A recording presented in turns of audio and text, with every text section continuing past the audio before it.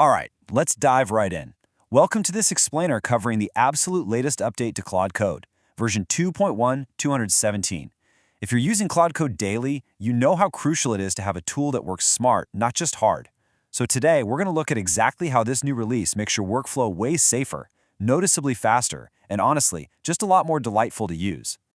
To set the stage here, this quote really says it all. We're not looking at some massive rip-and-replace paradigm shift today. Instead, it's a critical, highly targeted update. It is literally packed to the brim with quality-of-life improvements and some incredibly vital safety guardrails.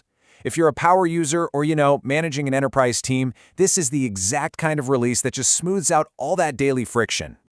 So, Section 1, Quality of Life Upgrades, the Polish. Let's start with a really fun one. You can now type plain text emoji shortcodes straight into the prompt input with full autocomplete support. So you just type a colon, start typing a word, and boom, it instantly suggests and converts it into a rendered emoji.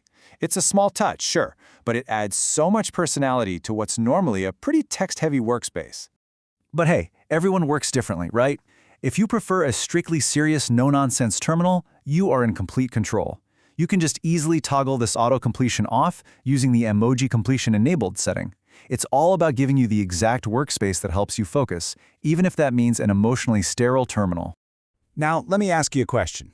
Have you ever had your disk fill up and just quietly lose your whole transcript? Previously, if your storage maxed out or if session saving was suppressed by some inherited environment variable, Claude Code would literally just drop your history. No warning, just gone. Honestly, losing session history with zero explanation was a massive headache. Thankfully, silent failures are now loud. Claude Code will actively flag you if this happens, effectively ending that whole nightmare of unexplained history loss. Moving right along to Section 2, new multi-agent guardrails, the protection. Now, for those of you running complex workflows, things can get complicated and super expensive really fast. So the magic number to remember today is 20. In the past, a single prompt could fan out into an unbounded number of background subagents. To stop those runaway workflows from quietly eating your entire API budget while you grab a coffee, Claude Code now enforces a strict default cap of 20 concurrent subagents. It's basically an automatic circuit breaker for your workflow. Power users, you're going to want to take notes on these environment variables.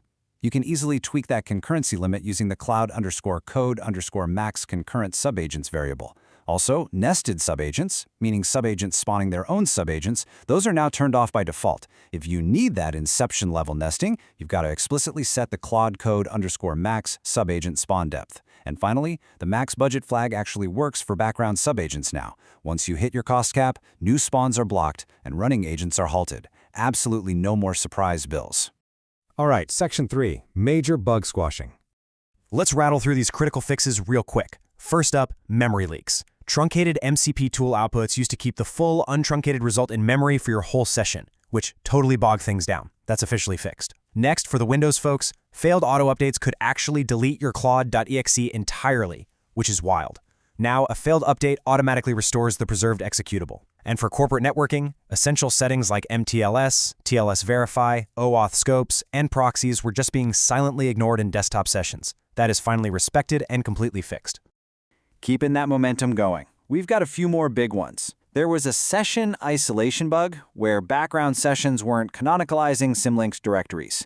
Basically, a session could escape its workspace folder, but that vulnerability is completely plugged now. We've also got a fix for the auto-compact feature on Bedrock, which was failing for Claude Opus 4.8 when context limits were maxed out. Next up, startup crashes. Huge complex Claude.md files with tons of brace groups were causing out-of-memory crashes.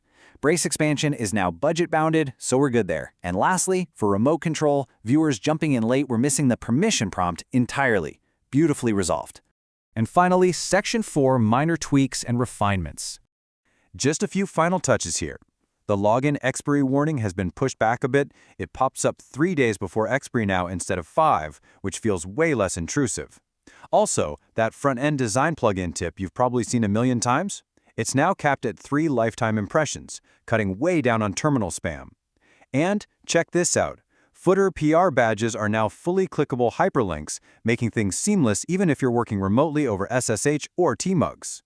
Now, obviously, an explainer like this can only cover so much ground. If you want to dive deeper into the docs and read some great plain English breakdowns of every single release, you've absolutely got to check out cloudmasters.net. It is an invaluable resource for getting the most out of these tools. And that brings us to our final thought for today. With runaway budgets securely capped, memory leaks definitely plugged, and the whole terminal experience just feeling a lot more polished, what complex agentic workflows are you going to unleash next? Having a safer, more reliable tool really opens the door for some incredibly ambitious development. Thanks so much for hanging out with me for this explainer, and have fun exploring everything version 2.1.217 brings to the table.